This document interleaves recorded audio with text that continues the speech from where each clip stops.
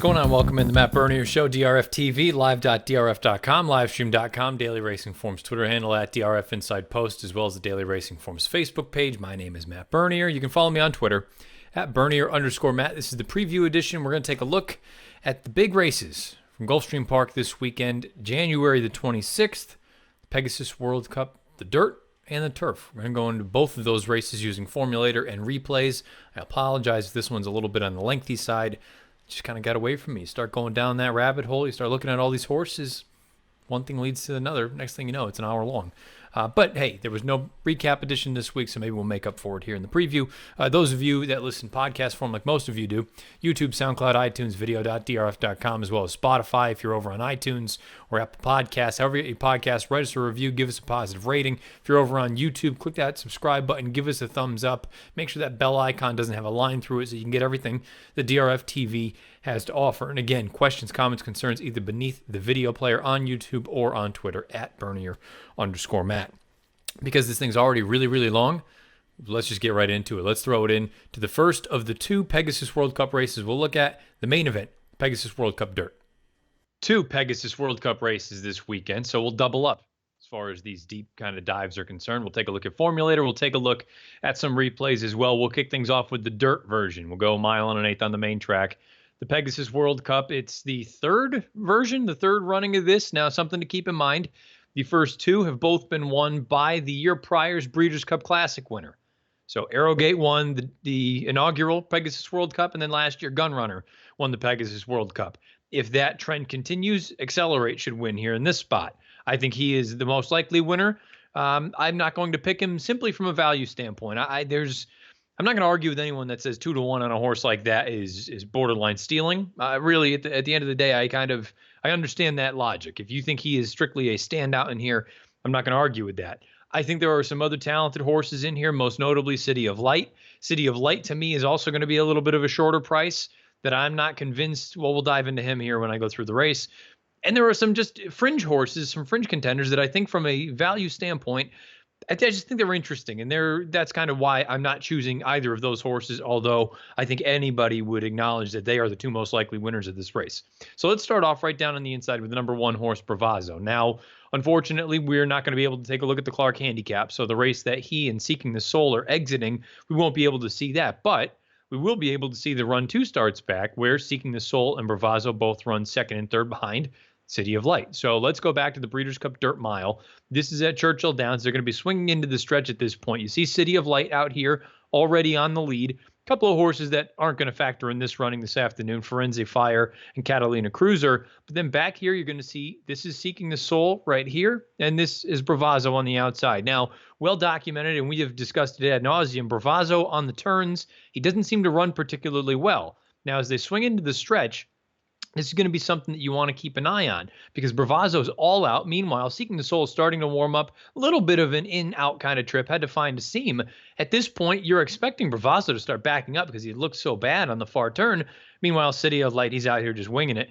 Bravazzo actually rallies on and finishes quite well, and this has been his MO. It seems like he does his best running when he's actually going down the stretch straightaways. For one reason or another, the horse just doesn't seem to take the turns particularly well. Now, look, in a race like this, he is no match for either of the top two, but he was able to turn the tables on Seeking the Soul in their most recent run in that Clark handicap. So, ultimately, where do I stand on Bravazzo? You see, I think he's going to be more sort of a mid-pack position, pressing the pace. Maybe you'll have 3 or 4 lengths between he and the front. He's done nothing wrong. I think he's a neat horse. The 5th and 7th place finishers of that Clark, they came back and they earned 91 and 95 buyers. You see, I have written here, did this horse hang coming out of that run at the Clark? Because for a minute, it looked like he had just a full head of steam and he was going to go rolling by Leo Frick. Now, the real sort of tail of the tape for that race was just ground loss. The difference between Leo Frick and Bravazzo, you very easily could flip the script and say Bravazzo, with the trip that Leo Frick worked out, he gets the job done. Unfortunately, that's not how the thing worked out, and it is what it is.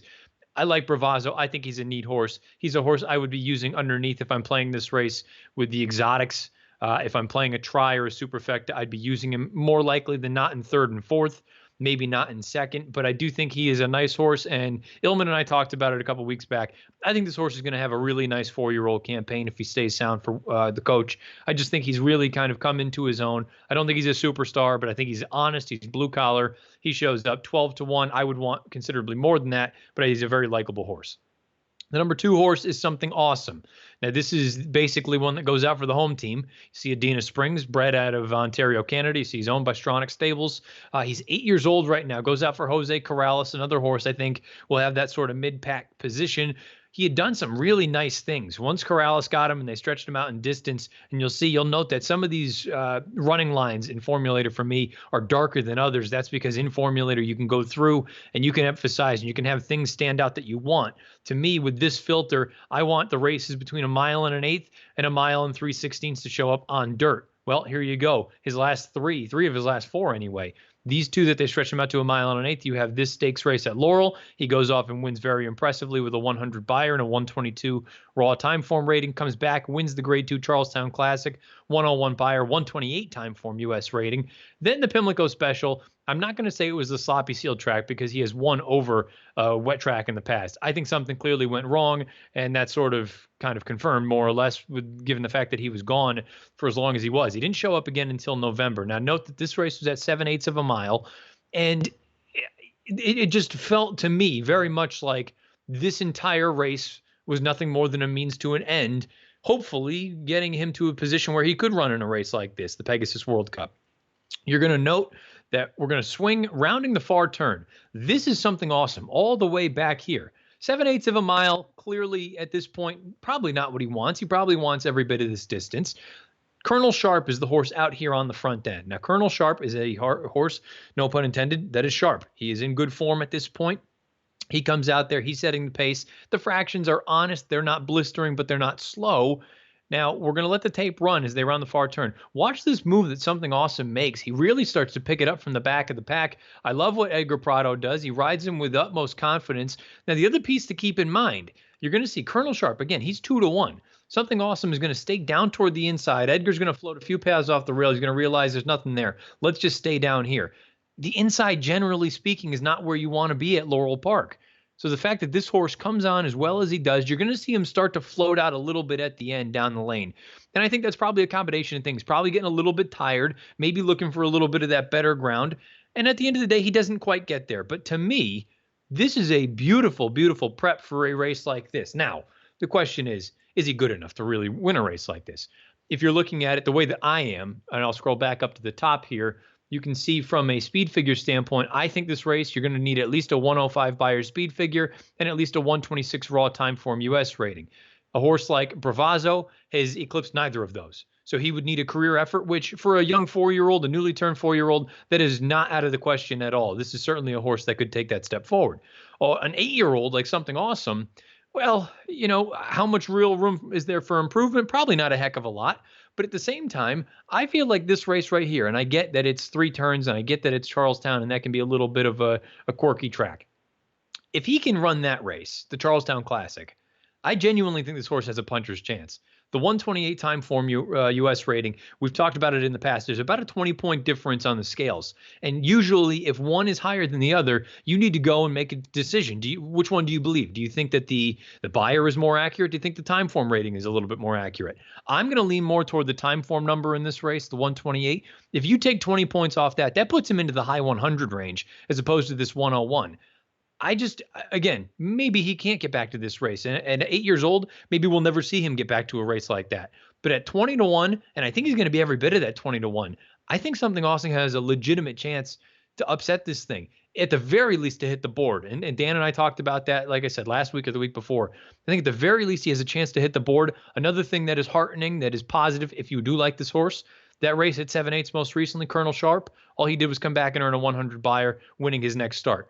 I think Something Awesome is very, very interesting in this race. Again, probably not the likeliest of winners. But boy, if you tell me that second off the bench, he can get back to this effort, and I watched him train the other day, I think he's got a sneaky chance in here. Maybe he can't win, but I think he's going to run his eyeballs out. The number 3 is City of Light. In many ways, you can make the argument he's the most likely winner of this race on basically basing on this effort right here. the one that I'm highlighting. I hope you can all see that. The Oaklawn Handicap from early in 2018. He and Accelerate put on an absolute show down the stretch. You see he ultimately prevailed, did City of Light by a neck. It was a diminishing margin of victory, though, and that's the only thing that's a little bit of a concern for me. I know he's 1-for-1 at a mile and an eighth, but there's a part of me that believes genuinely that he is at his best going one turn. So we'll turn the tape back just a little bit. This is a smashing effort from this horse on the front end, arguably one of the best performances of 2018. This is City of Light putting the boots to a solid field. We've already discussed, you've had a couple of horses come back and do some decent things, Seeking the Soul and Bravazzo, namely. Those top two, they both came back and ran quite well in that Clark. The 8th place finisher happened to be a next out winner with a 98 Beyer. So clearly this is a strong race and the form has held up. There are a couple things here. From a Beyer standpoint and from a time form standpoint, he has races that are fast enough to win. There's no question about it. I just do wonder a little bit, is 9 furlongs really his bread and butter, or is he going to be better going slightly shorter, the one-turn trip? Is he a horse that's going to be the favorite for the Metropolitan Handicap here in a few months? I think he is arguably the most likely winner in here. I picked him 3rd in here. I won't be surprised at all if he wins, and I won't be surprised at all if he is sort of the Accelerate of 2019. But just from a price standpoint, I feel like he and Accelerate are going to be right there in that 2-to-1 range. And I just don't know that I think this configuration, if this was a one-turn race, City of Light to me, slam dunk. I would be all in on him. But I just, again, this game is about gambling. It's about value. It's about price. And I understand perhaps it's perceived value. And a lot of people look at it and say 2.5-to-1. If you can get this morning line, you run to the window. You may be correct. I just feel like at the price that he's likely to be, I don't know that I really need him at that point. If I'm playing multi-race wagers, I'll certainly be using plenty of him. He'll be an A. But I just, from an individual race standpoint, I don't need to be betting a horse like this, in my opinion anyway, at 2-to-1 or 5-to-2. City of Light, though, major player in the Pegasus. The 4 horses Seeking the Soul. Now, I'm not going to show you the dirt mile again. We've already seen it twice. The concern for me in the Clark Handicap was he never changed leads at any point, and you see that I've written here in my trip note, I hated his finish. I thought his dirt mile was awesome. I thought he ran quite well that day. It does make me wonder, though, this was 2 races in a row where he went a one-turn mile, and to me, they were 2 of his better races that he's ever run. Maybe not from a speed figure standpoint, but I thought he ran bang-up races in the ACAC and the Breeders' Cup. Makes me wonder if one turn is what he's wanted all along. Now, the only sort of caveat here for this race and in the Clark Handicap, and me sitting here saying I hated the finish, never changed leads, X, Y, and Z. A few weeks back, probably more than a few weeks back now, it was that period when all those horses were exiting the Breeders' Cup and running in some of those other races, whether they were the 2-year-olds, whether they were other horses trying other races, whatever it was. And I just stressed, I said, keep in mind, these horses were cranked up and ready to roll, ready to run the best race of their lives in the Breeders' Cup. And these extra races, not saying they don't want to win them, but the Clark Handicap was not the goal for Seeking the Soul. The goal was the Breeders' Cup Dirt Mile. If you remember, they wanted him to run in the Classic. The goal was not this race. So perhaps I should be a little bit kinder to him. He was bet down to 7-to-5 that day. I thought all in all it was a pretty poor performance. At 12-to-1, 15-to-1, somewhere in that ballpark, maybe he's a little bit interesting. I'd be using him underneath. To me, I look at he and Bravazzo very similarly, using them 3rd or 4th if you're playing any sort of try or a super. We move on to the number 5 horse, Accelerate. Look, what else is there to say? He is a finalist for Horse of the Year. That's happening tonight. We'll find out. This is being recorded on Thursday, obviously. He's going to be the older male of the year, no question about it. He deserves it. His campaign was essentially flawless with the exception of the Oaklawn Handicap, which I've already laid out. We're going to go back to the Breeders' Cup Classic, and you can see right now there's a pretty honest pace signed on, and here comes Accelerate warming up on the far outside for John Sadler and Joel Rosario. And in the grand scheme of things, this was another strong effort. This is a horse that, look, he had never really had to ship out of California with the exception of that Oaklawn race, and he ran quite fine that day, and he shows up here at 1.25 miles, breaking from the 14 post. He did not have an easy trip whatsoever. This was a very, very impressive performance. Runs down some good horses here. Mendelssohn, Thundersnow, say what you will. Now, here on the far outside, you're going to have Yoshida come rolling from the back. Another horse that you want to keep an eye on, though, and I'll run it back when we do get to him, is this one in the red cap. This is Vera. So these are the 2 horses running in the Pegasus here on Saturday afternoon. And you can see, look, they're all ready to fall down. This is a bit of a stagger fest at the end. But given the way that this track was, given the amount of rain that had fallen over the course of the week leading into it, you can give them the benefit of the doubt for not stopping the clock in electric time. Look, the best race from Accelerate gets the job done here, I believe. If he runs back to the Pacific Classic, I don't think anybody can run with him. That includes City of Light. I don't know that you're going to get that effort out of him. But at the same time, you look and see what the Breeders' Cup Classic has produced. 5th and 9th place finishers came back and earned 194 Buyers. 12th place finisher was McKinsey. All he did was come back and win the Malibu with a 103 Buyer speed figure. I don't need to continue to tell you why Accelerate is a likely win contender and the horse to beat in this year's Pegasus. I voted for him for Horse of the Year in 2018. We'll find out if he wins that award. I think he deserves it. If he doesn't get that, he's certainly going to get Older Male, and perhaps he can crown his sort of cap off his career with a win in the Pegasus World Cup. Move on to the number 6 horse. This is Tom's Detat. Now, Tom's Detat, to me, is going to be sort of the wise guy horse of this race. He's 20-1 on the morning line for Alstall. He is a very, very talented horse. There is no question about it. I don't know why my trip note didn't save for this horse, but that's neither here nor there. Look, this is a situation where I look at Tom's Detat and say, if he runs well, sure, he has a puncher's chance. I thought he ran just fine in this race, but look, there is a giant, giant difference between defeating Fat Man, Pioneer Spirit, and some of these other horses, Snapper Sinclair, than running up against horses of this caliber. He did run this race here over a good sealed track at Saratoga in 2017, the 106 Buyer, the 128 time form US rating. I have to be honest with you. There's a part of me that looks at that and says, great, fantastic. Maybe that's going to be the difference maker for him. Maybe it won't be. I have no idea. At the end of the day, I just feel like he's going to be an underlay. I think he probably goes off in the 10, 12 to 1 range. And with the exception of this one race right here, he doesn't make any sense. Now, I'm sure many people will listen to this and say, well, how can you say that about him when you made the case for Something Awesome, who, with the exception of his Charlestown race, really doesn't have a race fast enough to win? The difference for me is going to be price. If Tom's Detat is half the price of Something Awesome, and I think they're comparable ability-wise, I'm going to take Something Awesome every time. Tom's Detat has also been a bit of an ouchie horse throughout his career. To me, he is arguably the most fascinating horse in the race because there is a real chance that the quality and the talent is there, but I've yet to see it as far as on this kind of stage. Heck, any of us have yet to see it on this stage. He's only run in one stakes race in his career. But to me, the big reason I would be against this horse is simply from a price standpoint. I think he goes off at half of his 20-1 line, and I don't know that he necessarily deserves that. I think he deserves to be in that 20-1 range, along with a horse like Something Awesome. Tom's Detat, an interesting runner in here, but at the end of the day, I'm slightly against him. The number 7 is True Timber. True Timber comes out of the Grade 1 Cigar Mile along with Pattern Recognition. We'll show that tape here in a little bit when we get to Pattern Recognition. Look, he ran fast in that race. Really not going to argue that. There has already been a next out winner, Stan the Man. He came back and earned a 95 Buyer. My concern is visually it was not an impressive effort from True Timber. I'm not convinced that this distance is his friend. You'll note, again, I only want to know about the mile and a 16th, the mile and 3/16 races when I look at the mile and an 1/8, and take a look at each one of these that is opened up as far as the color is concerned. What's the common theme? Grade 3 Discovery. He's in a decent position. He fades down the lane. This race here, the Sir Barton on the Preakness undercard, forwardly placed, fades down the lane. And the Grade 2 Wood Memorial back in 2017, forward, fades down the lane. I don't think he wants this distance. I don't like him in here. The number 8 is Vera.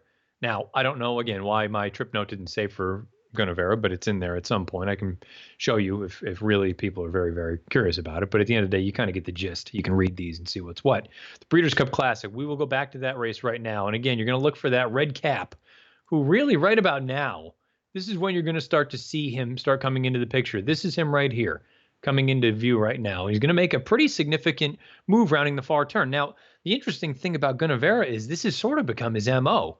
He puts in these really, really impressive middle moves, and then he just kind of grinds and stays on down the lane.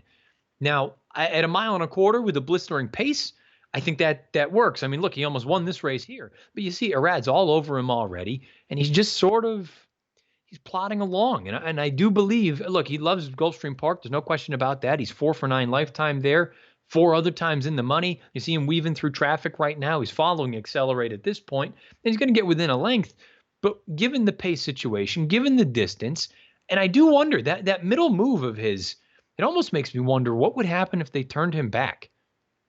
What would happen if you turn him back to a 1-turn mile? Does he have a giant sort of blitz? Can he completely blow the doors off of a field rounding the far turn? I just keep thinking back to Belmont Park for a race like the Met Mile, because that sort of had been his MO. He started rolling along here in the Woodward. I think everyone remembers the crazy move that he put in here in the Travers. I have this one, started warming up impressively. This is a horse that just has that big sort of brush to get into contention, but then just trying to sustain that bid, it's just not quite there. It also does make me wonder, and I know this is going to sound absolutely asinine. Look, he's never run on turf before. He's by Dialed In. The Dialed Ins have been quite good on grass. When I see a horse like that be able to make a move like that on dirt, doesn't necessarily mean it's guaranteed to translate to the grass, but it makes me wonder if, maybe at some point you want to try this horse on the turf and just see what you've got. He's a very, very good dirt horse as is, but I'd throw that out there as a possibility at some point. Why not? See what you got. I think Guinevere is really talented. 8-1 seems a little bit light to me. The pace, I think it is going to heat up a little bit. I just don't know if I love him here in a spot like this. I'd be using him underneath, again, sort of in that third or fourth mold as far as exotics are concerned. Kukulkan. What else is there to say? He's the Mexican wonder horse. He's 14 for 14.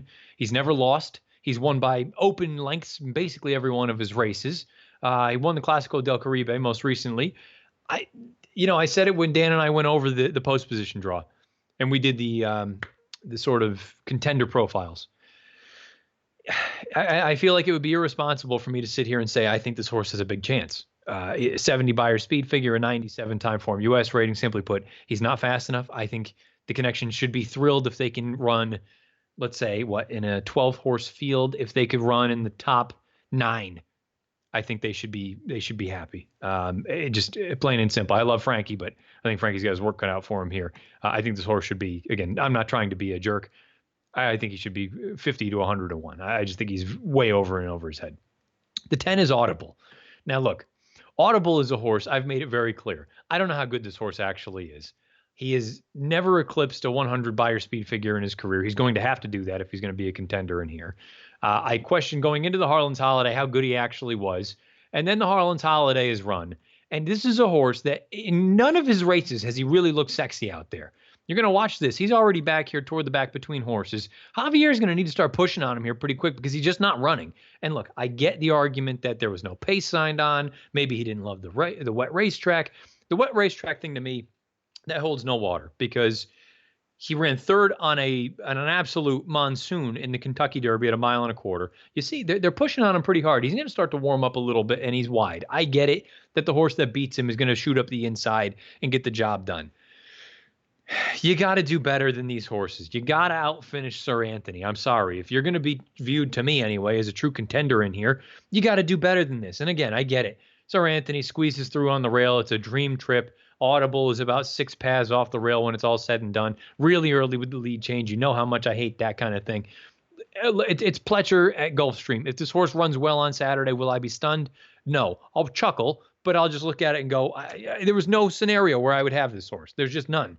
He's not fast enough on paper. His running style is not ideal for this. And he's coming into this on what I don't consider a good prep. When you compare that to the prep that I looked at with Something Awesome, I think from just strictly a prep standpoint, Something Awesome's was a heck of a lot more impressive than Audible's. Audible is going to get bet in here. He's got Flavien Prat aboard. He's Todd Pletcher. It's Gulfstream Park. If this horse runs well, I won't be surprised. On the heels of this Harlan's Holiday, there's no scenario where I'll be betting this horse. I won't have him anywhere. Probably a stupid move. I should probably use him defensively underneath, but I just won't. It was just a terrible effort, in my opinion. The 11 horse is Imperative. Look, I gave him a chance in the Woodward at 1,000,000 to 1. He couldn't pick his feet up. I don't think he can run anymore. He's in here at this point. He's 9 years old. If the connections can get a piece, I think they should be happy. At this point, it's been a long time since he's run a race that is even remotely close to being able to hit the board in this spot. And the 12 is Pattern Recognition. Now, I brought up the Cigar Mile. We'll take a look at that right now. Cigar Mile, here we are. Pattern Recognition out on the front end. Take a look at the Calumet Silks out here. This is True Timber. True Timber is already being pushed along. Now, the pace, honest enough. You see Mendelssohn is down here. He's all out. You see Pat on the backs trying. Pattern Recognition's on cruise control right now. It's worth noting, Timeform US had Aqueduct's main track that day as relatively speed friendly, so that probably played into the hooves of pattern recognition. But at the end of the day, this is a horse that has 4 consecutive triple-digit Beyer speed figures.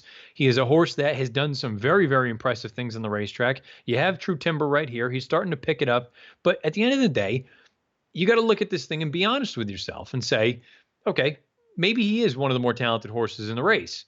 He is a speed horse. He is breaking from post 12, which is essentially no man's land as far as a two-turn race at Gulfstream Park is concerned. He's gone 2 turns never in his entire career, exactly 0 times. He went a mile and a 16th at Belmont, but that is a 1-turn mile and a 16th. I have no idea if this horse is actually going to appreciate the additional distance. You factor that in with the likelihood that Jose Ortiz is going to need to absolutely get the bat out the minute the gates break to try to establish any position early on. I just think, look, with a better post position, I think he would have been at least intriguing and a horse that perhaps I could have made a case for. With this post, given his running style and the additional distance, I just think he's got so much going against him. Pattern recognition will not be a horse that I will have anywhere here as far as the Pegasus World Cup is concerned on Saturday afternoon. So, to conclude the first race of the Pegasus World Cup races, at the end of the day, who's the most likely winner or who are the most likely winners? I don't think anybody's going to argue. It's the 3 and the 5.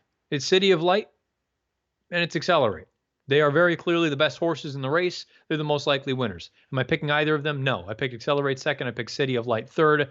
The horse that I picked to win, laugh. Maybe it's funny. Maybe it's not. Maybe he's got a chance. Maybe he doesn't.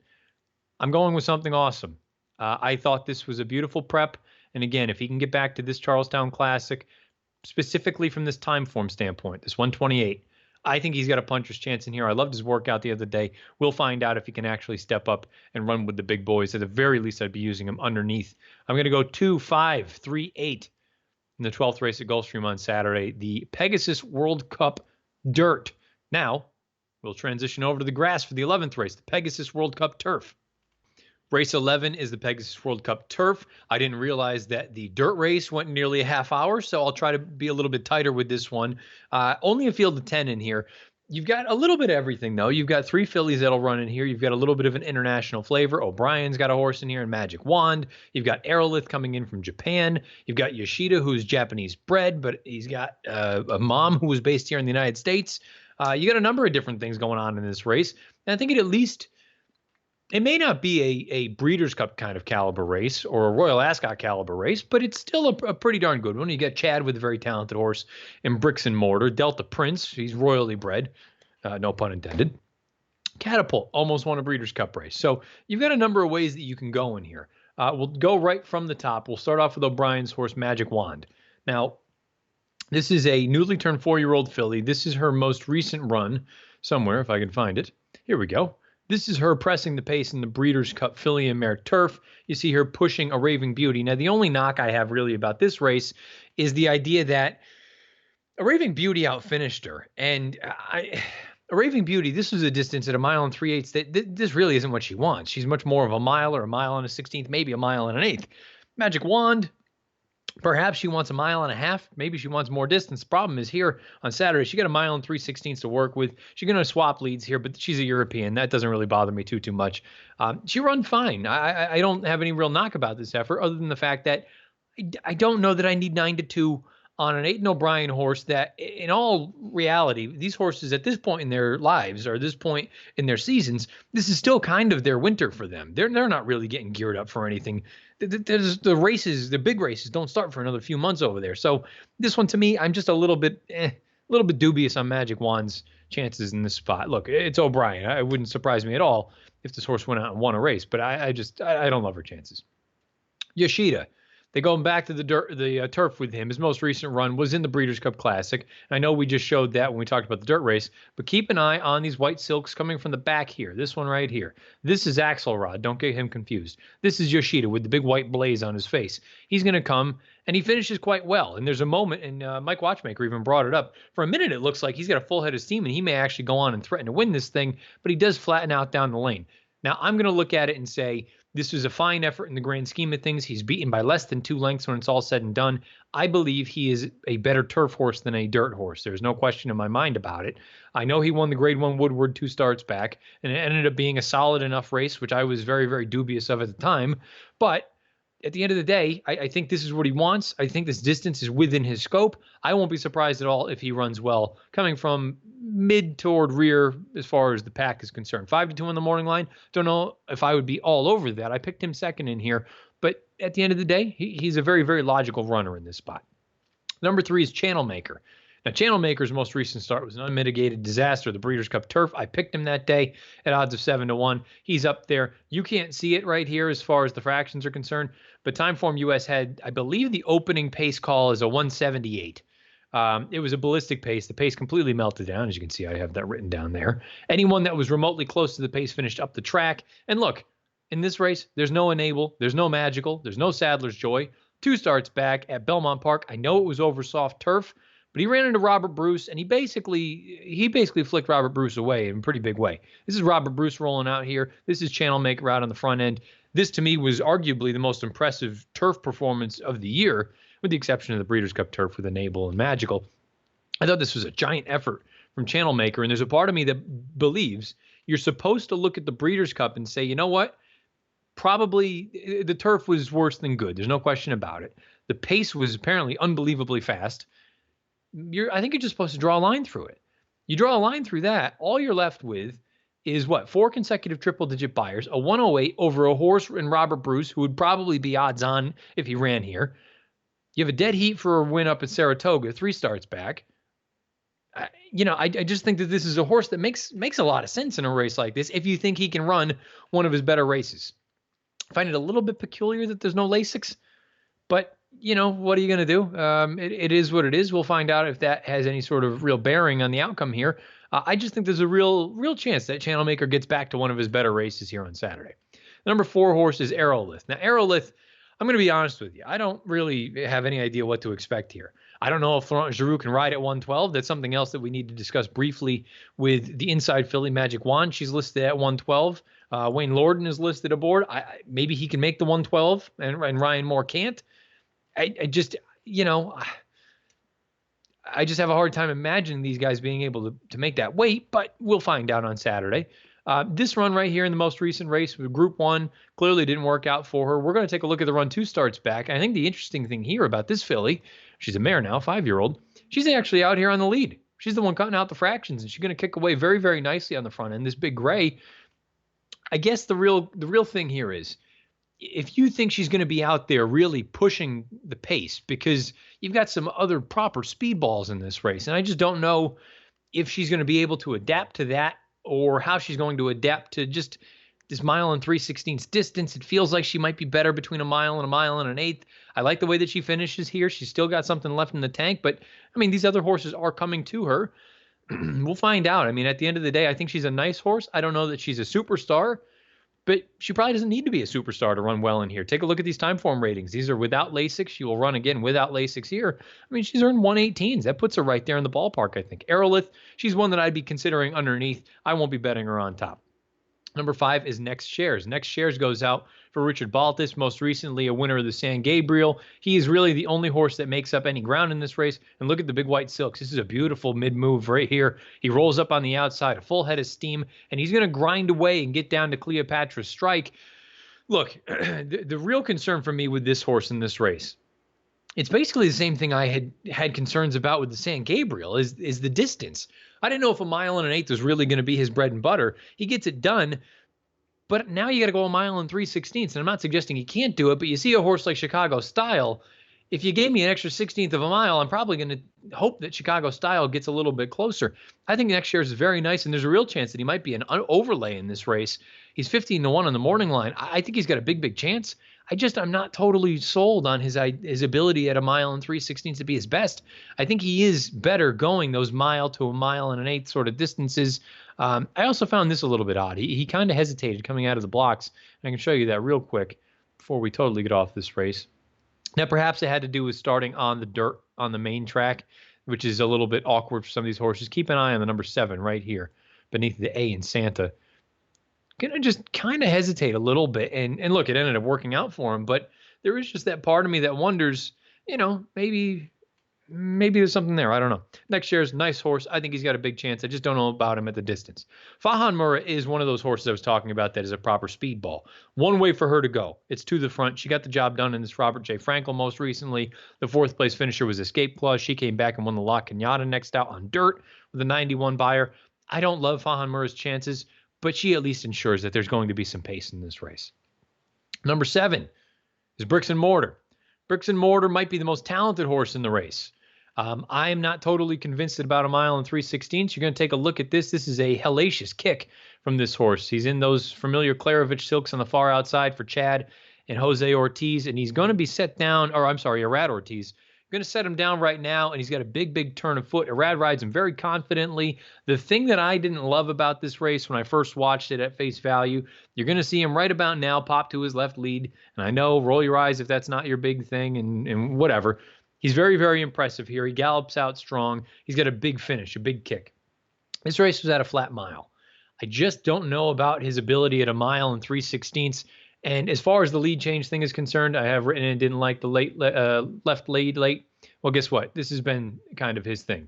He did this back here in the Hall of Fame at Saratoga in 2017. He did this in his second lifetime start back to his left lead for the final 16th. So apparently this is just him. But when you do that coming off of a year-plus layoff, it makes me a little bit wary. I think he's very talented. He makes plenty of sense in here. He's probably going to get bet in this spot. If you get the 5-1, I suppose that is value. That's probably a little bit light for me at this additional distance, but I can understand anyone that makes the case for Bricks and Mortar. He's a perfect 2 for 2 at Gulfstream Park. The number 8 horse is Delta Prince. Delta Prince, I don't have any real knock against him. The only thing that it's a little bit of a concern, I don't know about the additional distance, and also where is he from a form standpoint? They tried the dirt in the Bold Ruler. I'm not holding that against him. He had blinkers on. They're taking him off here. In this race, the Woodbine Mile, there was no pace. It was difficult for anyone to make up any ground. The flat mile up at Saratoga for the 4-star Dave. He looms up, can't quite get to Voodoo Song. We know Voodoo Song loves Saratoga. And then you got the King Eddie, which is a 1-turn mile up at Woodbine, and he gets the job done. I don't know that I love him going longer, going 2 turns. I think he is a flat miler. I get that he is Royal Delta's little brother. But at the same time, there's got to be a reason that they haven't gone this long with him. I think he's a flat miler. I don't love his chances. Number 9 is Catapult. Catapult, John Sadler. Everyone talks about Accelerate. I think John Sadler's best training job was with this horse, Catapult, because Chad had him, and Chad did some good things with him. But John Sadler's gotten him to another level. There's no question about it. And you can make the argument that he ran one of the better races in the Breeders' Cup Mile this year. This is him rolling up in the green silks right now. And he's going to actually poke ahead in front at one point.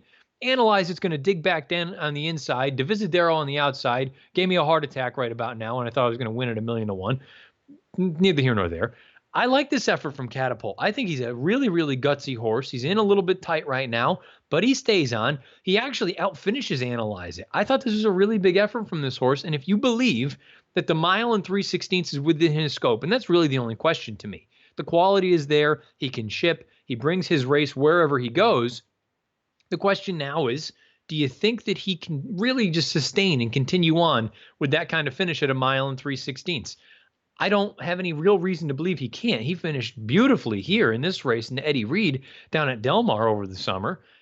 Extra 16th of a mile, I think it's within his scope. I think Catapult's a major player. And then you've got some decent form coming out of that Breeders' Cup Mile. 4th and 10th place finishers came back and earned buyers of 98 and 96. 13th place finisher was a next out winner with a 99. And then we get to the outside runner, number 10, WW. WW goes out for Bob Hess for the first time. I know they want this horse to be forwardly placed. I don't think this one has the kind of speed necessary to go with a horse like Fahan Murrah. At the end of the day, I just think this is a rank outsider and a horse that I don't think will really have any effect on the race. So as far as picks are concerned, I think this is a fascinating race. I think there's a few different ways you can go. It genuinely does have a little bit of an international flair and an international flavor. I ultimately landed on Channel Maker because I do believe if you just strip this Breeders' Cup from his PPs, and I get that that's asking a lot because he was as bad as he was, but given the turf, given the pace situation, he's proven distance is not going to be an issue for him. Perhaps this is even a little bit sharp, but he's run well at shorter in the past. I think if you get me back to one of these 3 races, I think he's got a giant chance. I think he's got a big chance in here at a square price. He's 12 to 1. You got Javier aboard. Javier's ridden him in the past.